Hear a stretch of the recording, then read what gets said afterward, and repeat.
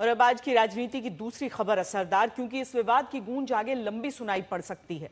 राहुल गांधी की नागरिकता को चुनौती देने वाली याचिका पर इलाहाबाद हाईकोर्ट की लखनऊ बेंच ने केंद्र से रिपोर्ट मांगी है। राहुल गांधी की नागरिकता पर रिपोर्ट देने को कहा गया है।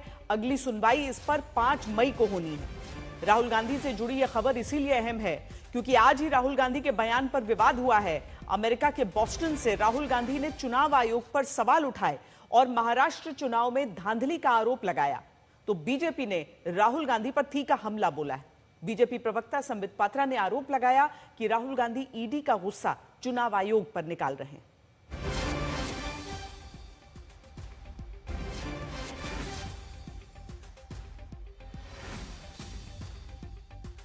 More people voted in the Maharashtra assembly elections than there are adults in Maharashtra.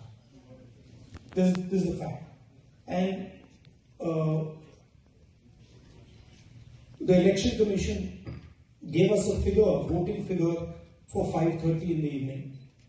And between 5:30 in the evening and 7:30 in the evening, when the polls were supposed to have closed, 65 lakh voters voted.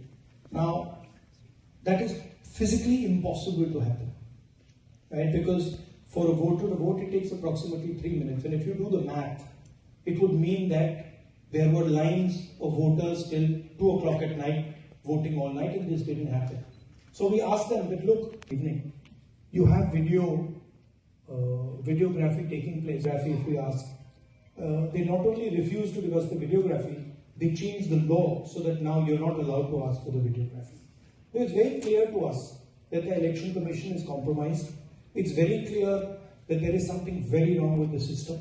We've said it. We've said it publicly. I've said it multiple times. 2018 में जब मां बेटे को national Herald की case में bell मिला था, 50,000 रुपए की श्योरिटी पर दोनों को बेल मिला था।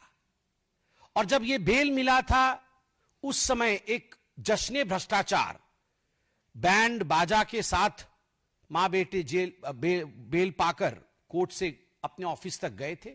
तो उस समय भी हमने कहा था, this is nothing but celebration of corruption. यह भ्रष्टाचार का जश्न है।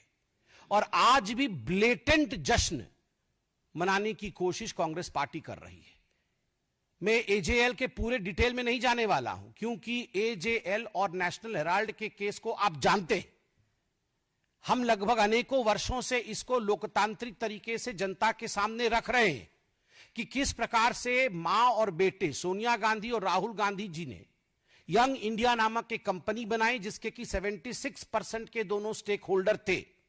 और 76% के स्टेक होल्डर होने के बाद नकली कंपनी से लोन लेकर 1 करोड़ का, डोटेक्स इंडिया से लोन लेकर मात्र 50 लाख रुपए दिया एजेएल को, जो कि होल्डिंग कंपनी है नेशनल हेराल्ड की। और 50,000 के एवज में 5,000 करोड़ की जो प्रॉपर्टी है एजेएल की, पूरे देश भर में उसका मालिकाना हक अपने पास ले लिया। कोई राहुल जी ने जो बात कही है, उसमें जो सच्चाई है उसको क्यों नहीं एड्रेस करते?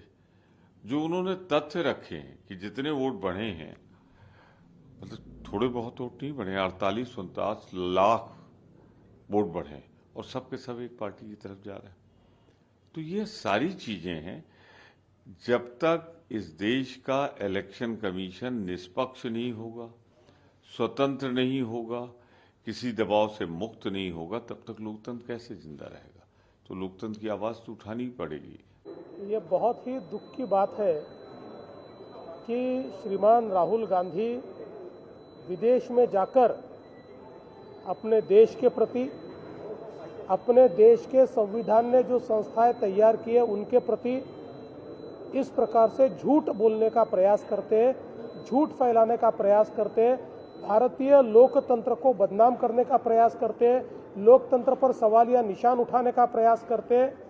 ये बहुत ही निंदनीय इस प्रकार से उनका काम चल रहा है।